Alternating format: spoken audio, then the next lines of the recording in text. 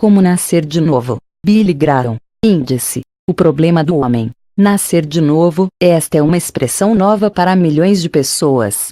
De onde vem? Seria algo que alguns jornalistas inventaram para descrever um novo fenômeno religioso? O que significa? Como é que se passa? Será isso possível? Em Como Nascer de Novo, o mundialmente famoso evangelista Billy Graham responde em altos brados: sim. E apresenta respostas de cunho prático para que, onde, como, quando e por quê, que tantas pessoas estão indagando. Ele diz: pode ser que, bem no fundo do coração, você perceba uma carência não identificada, que não sabe descrever. Talvez esteja conscientemente buscando, durante toda a sua vida, preencher um vazio que existe em seu coração, e procurando um objetivo para a vida.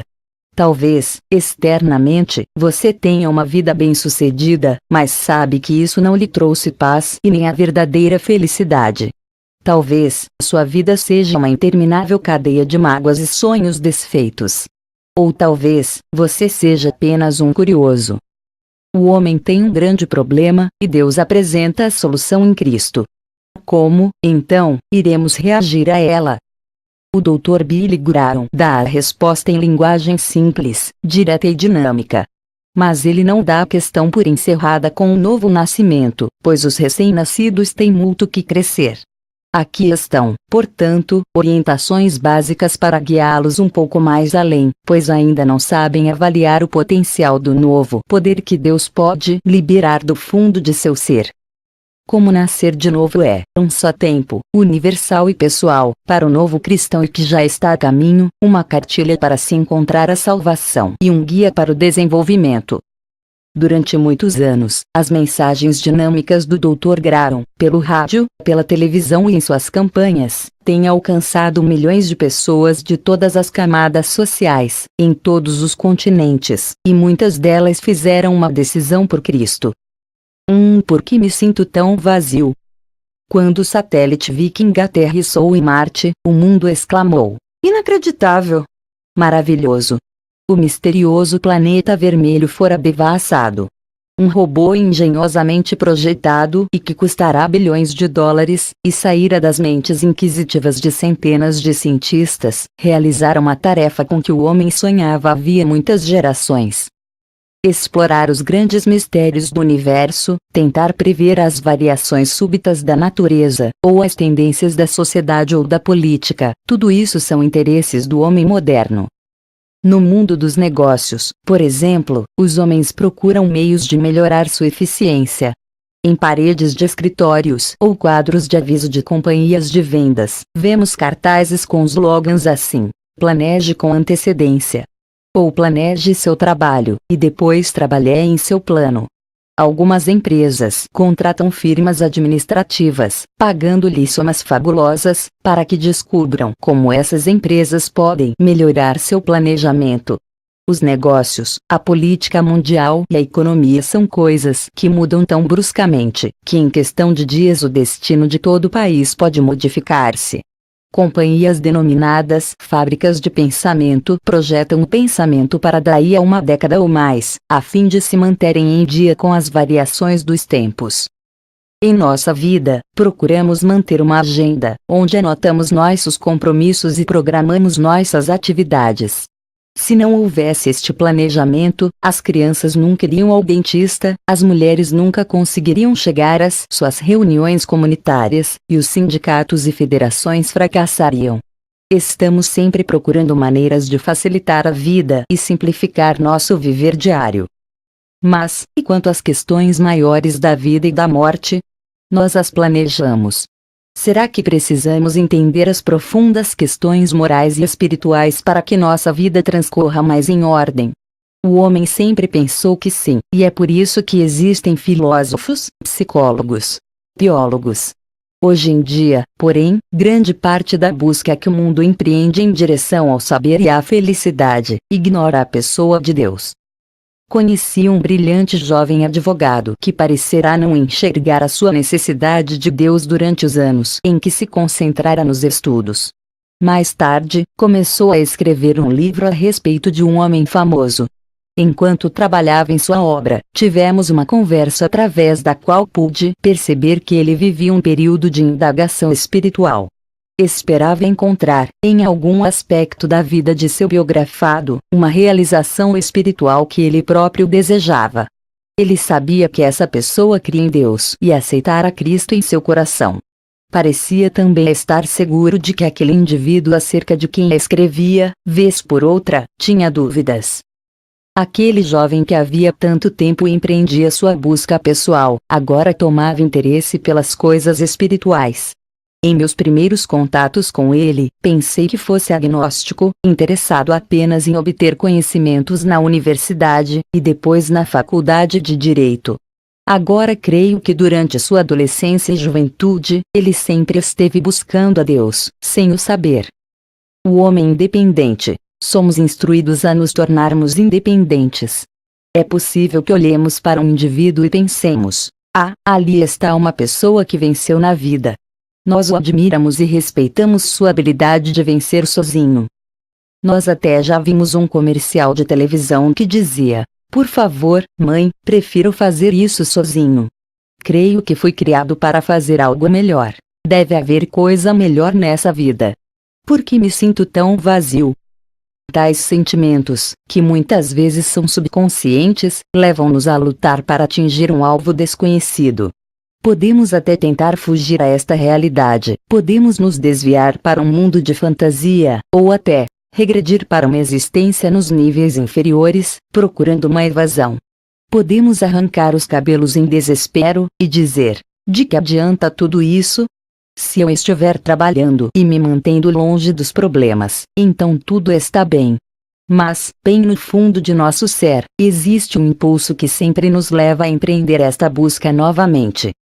Esta é uma das razões por que a nação se deixou fascinar pelo livro Roots, Raízes, que resultou de uma busca de 10 anos pela própria identidade, empreendida pelo autor, Alex Haley.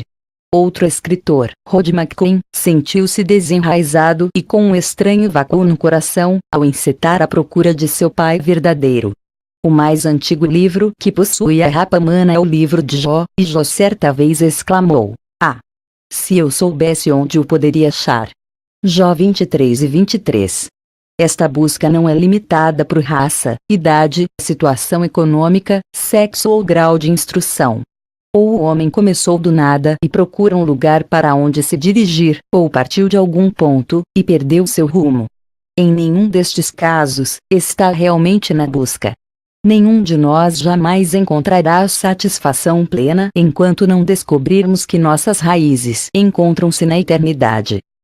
Um famoso cientista de uma universidade oriental pediu-me para vê-lo certa vez. Um pouco surpreso, encontrei-me com ele numa sala tranquila do centro estudantil. E de repente, aquele homem inteligente, admirado por muitos, respeitado como um dos principais de seu campo científico, descontrolou-se e rompeu em choro. Quando conseguiu se acalmar, confessou: estou a ponto de acabar com a vida, meu lar está destruído. Eu sou alcoólatra, embora ninguém o saiba. Meus filhos não me respeitam. Nunca tive um princípio orientador em minha vida, a não ser ideia de tornar-me reconhecido no campo da física. Cheguei à conclusão de que realmente não conheço os verdadeiros valores da vida. Já ouvi pela televisão, e embora não compreenda tudo o que o Senhor procura ensinar, estou certo de que sabe qual é o verdadeiro propósito da vida. A esta altura ele hesitou antes de prosseguir, e estou certo de que o que aquele homem famoso, que venceu sozinho, disse, foi-lhe muito penoso. Ele falou: vim procurá-lo para pedir-lhe ajuda. Era um grito de desespero.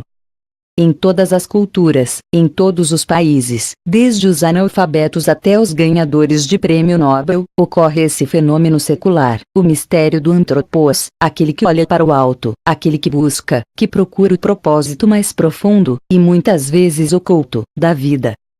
Nos aeroportos, aviões, em saguões de hotéis, de todo o mundo, pessoas têm me abordado com problemas sérios, acerca de famílias desfeitas, enfermidades, ou desastres financeiros. Mas muitas vezes, elas revelam almas vazias. Viajando de avião certa vez, um homem abriu-me o coração e contou-me sua história. Era uma longa saga de sonhos desfeitos, esperanças frustradas, e vazio interior. Antes de nos separarmos, ele disse sim a Cristo. E uma expressão de imenso alívio espelhou-se em seu rosto, quando sussurrou-me: "Obrigado." Ao desembarcarmos, vi-o abraçar a esposa e conversar animadamente com ela. Não sei qual era o teor de sua palestra, mas pelas suas feições, calculei que estava a falar-lhe de seu novo relacionamento com o Senhor. Posso imaginar como a mulher deve ter ficado surpresa com a transformação dele, pois ele me dissera que por causa de seu temperamento difícil e de suas infidelidades, o seu casamento estava para ser desfeito. Não sei se o casamento deles foi acertado, porque nunca mais o vi, mas a verdade é que a direção de sua vida mudou completamente durante aquela viagem de avião. Fama e Fortuna, unia de nossas mais conhecidas personalidades da TV, convidou-me, após um programa seu no qual eu me apresentara, para ir ao seu camarim por uns instantes. Pediu-me que me aproximasse dele, e disse: "Eu faço as pessoas rirem, mas interiormente vivo num inferno.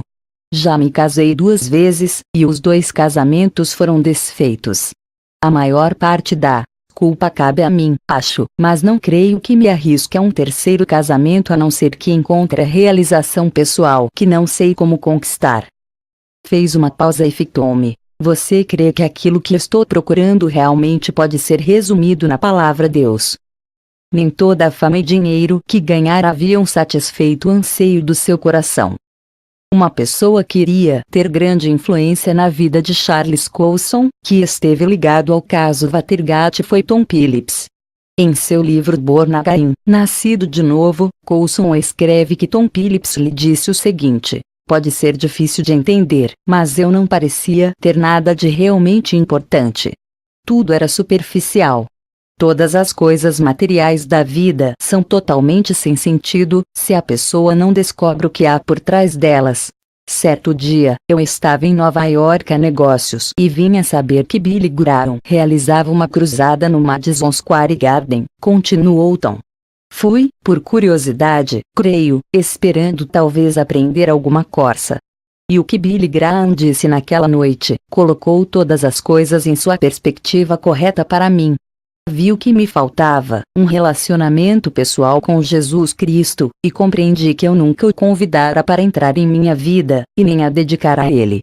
Então, eu fiz, naquela mesma noite, na cruzada. Mais uma vez, uma pessoa era induzida a examinar sua alma. Certa vez, eu me encontrava em um país estrangeiro, e fui convidado a almoçar com um homem que, materialmente falando, possuía tudo o que o mundo pode oferecer. E aliás, ele me falou que poderia comprar qualquer coisa que desejasse. Ele viajara bastante a negócios, e tudo o que tocava parecia transformar-se em ouro. Ele era proeminente em seu grupo social, e, entretanto, disse-me textualmente: "Sou um velho infeliz, fadado a morrer. E se existe mesmo um inferno, é para lá que me destino." Contemplei, através de belíssimas janelas, a neve que caía lá fora, mansamente, sobre o gramado bem cuidado. Pensei em muitos outros que haviam expressado ideias semelhantes acerca do vazio de uma vida sem Deus, a ausência de um objetivo para a vida em um homem que tinha tudo, mas nada por que viver. Minha atenção voltou-se para ele com um sobressalto, ao ouvi-lo dizer: "Pedi-lhe que viesse aqui hoje para ler a Bíblia para mim, e falar-me acerca de Deus. Será que já é tarde demais?" Meu pai e minha mãe eram crentes em Deus e muitas vezes oravam por mim. Passou-me pela mente o verso de Mateus 4:4, "Não só de pão viverá o homem." E o texto de Lucas 12:15 diz: "Porque a vida de um homem não consiste na abundância dos bens que ele possui." Todos os dias estamos ouvindo falar de pessoas ricas, famosas e talentosas que estão desiludidas. Muitas delas estão recorrendo ao ocultismo ou à meditação transcendental, ou às religiões orientais. Outras se voltam para o crime. Mas as perguntas que elas pensaram que iriam ser respondidas continuam ressoando. O que é o homem? De onde veio ele? Qual é o propósito de sua presença neste planeta? Para onde vai ele? Existe um Deus que nos ama. E se existe um Deus, revelou-se ele ao homem? Os intelectuais estão procurando. Os homens e mulheres que são considerados parte da elite intelectual, estão à procura do mesmo sentido para a vida, do mesmo senso de realização, mas muitos deles são detidos nessa busca pelo orgulho pessoal. Eles gostariam de salvar-se a si mesmos, pois o orgulho alimenta a autoestima, levando-nos a crer que podemos passar sem Deus. O famoso escritor e filósofo inglês, Bertrand Russell, produziu, com abundância, obras acerca da ética, moral e da sociedade humana, tentando provar o que ele acreditava serem os erros da Bíblia. A respeito desse orgulho intelectual, Russell escreveu o seguinte: todos os homens gostariam de ser Deus, se lhes fosse possível, e alguns têm dificuldade em reconhecer esta impossibilidade. Desde o começo dos tempos, o homem tem dito como Lúcifer: serei semelhante ao Altíssimo. Isa 14:14. E a busca continua. O coração precisa ser satisfeito, e a maioria dos intelectuais chega a um ponto de sua existência quando a vida acadêmica, a comunidade científica, as atividades políticas ou econômicas não satisfazem mais. Um excelente crítico do cenário cultural escreveu: o homem, apesar de ser humano, procura sempre escapar à lógica de sua própria realidade, e deseja encontrar seu verdadeiro eu, seu humanismo, sua liberdade, mesmo que sua mente possa fazê-lo através de uma total irracionalidade ou de um misticismo completamente infundado. Estamos presenciando as consequências de o homem buscar seu verdadeiro eu em experiências místicas e novos cultos, e naquilo que denominam nova consciência. O homem hoje deseja experimentar a Deus. Nem fé, nem conhecimento são a palavra-chave, mas experiência. E à medida que se intensifica este anseio pela experiência, as falsas filosofias e os falsos deuses se tornam aceitáveis.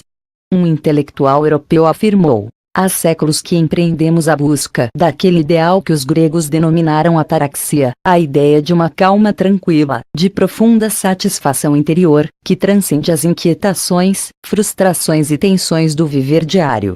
Muitos a procuraram através da filosofia e religião, mas sempre tem havido uma busca paralela de atalhos.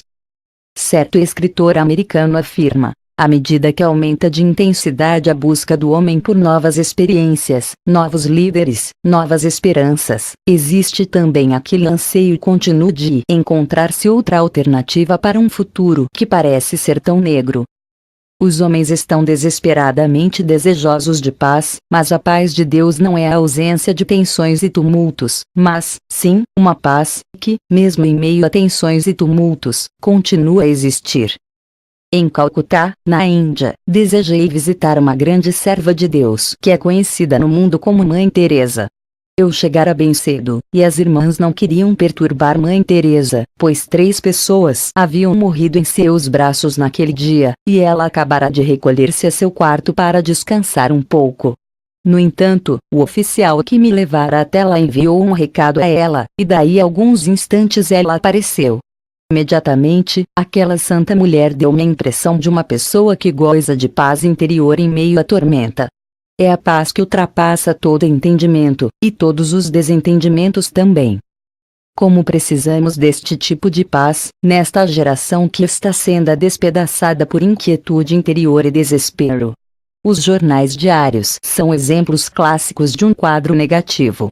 Terrorismo, bombardeios, suicídios, divórcios e um pessimismo geral são as doenças do dia atual, pois o homem, em seu orgulho, recusa-se a voltar-se para Deus.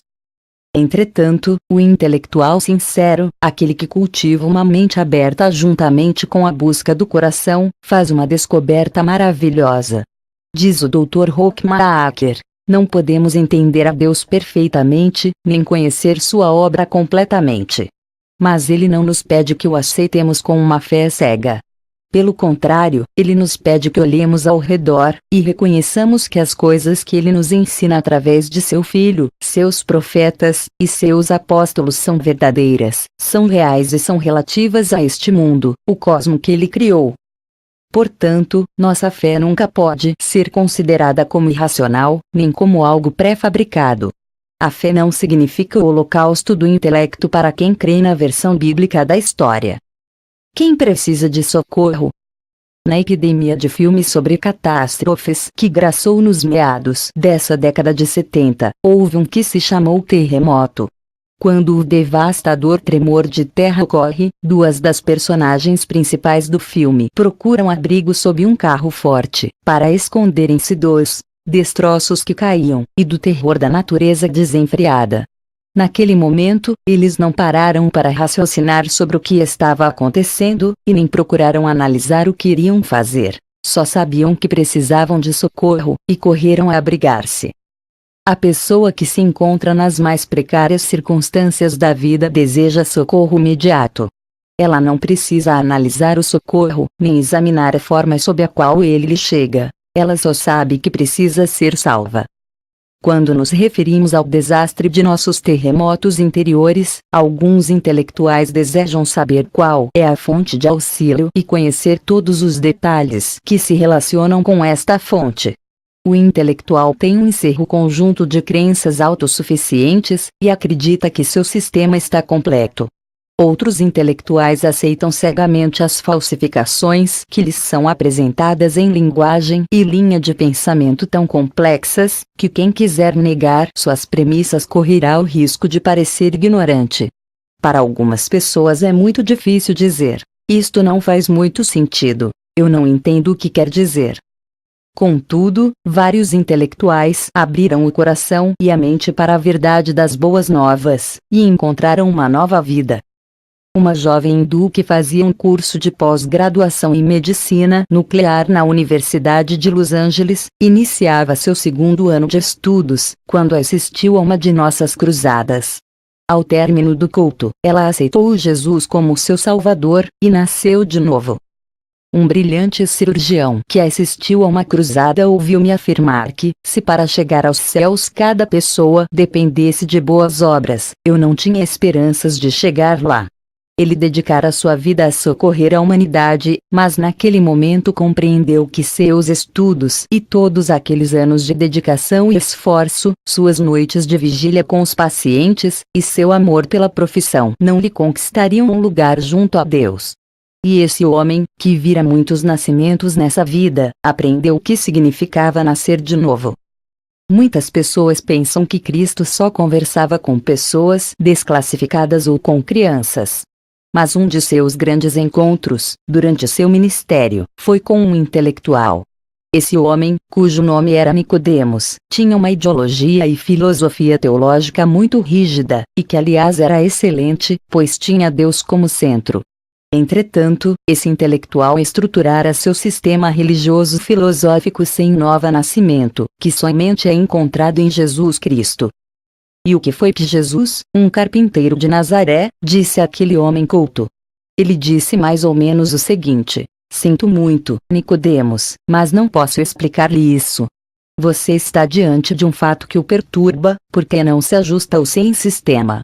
Você reconhece que não sou um homem comum, e que opero no poder de Deus. Isto não faz muito sentido para você, mas não posso explicar-lhe, porque suas suposições não me concedem um ponto de partida. Nicodemos, para você isto é ilógico. Não há nada em suas ideias que o aceite. Mas você não terá visão espiritual, enquanto não nascer espiritualmente. Você terá que nascer de novo. Nicodemos estava confuso. E como é que um homem que já está envelhecendo pode nascer de novo? Indagou ele. Como pode ele retornar ao ventre de sua mãe e nascer pela segunda vez? Os intelectuais perguntam: como é que um homem pode nascer duas vezes? Quem quiser encontrar respostas para suas indagações tem que se dispor a rejeitar muita coisa de seu antigo sistema de pensamento e mergulhar no novo. Então enxergará a possibilidade de algo que pensou ser impossível.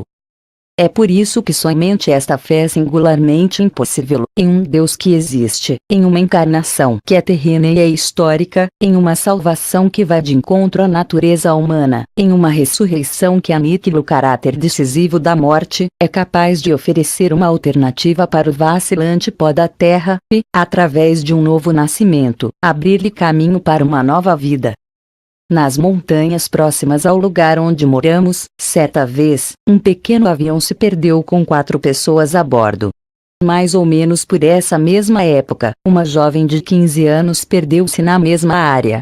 Foi uma ocasião de muita tristeza para nossa comunidade, pois as 4 pessoas morreram e a jovem nunca foi encontrada. Certo dia, quando minha esposa comentava com um senhor que trabalha para nós acerca dos trágicos acontecimentos que sucederam àquelas pessoas, ele contou-lhe um fato de sua própria experiência. Ele nascera e se criara nessas montanhas, disse-lhe, e pensou que nunca iria perder-se nelas. Quando criança, aquela região fora área de lazer, e depois de adulto, era ali que ele caçava. Em certa ocasião, porém, ele ficou a vaguear pelo mato, subindo penhascos, terrivelmente confuso. Ele ia de um lado para o outro, até que, de repente, para seu alívio, chegou a um barraco onde morava um velho.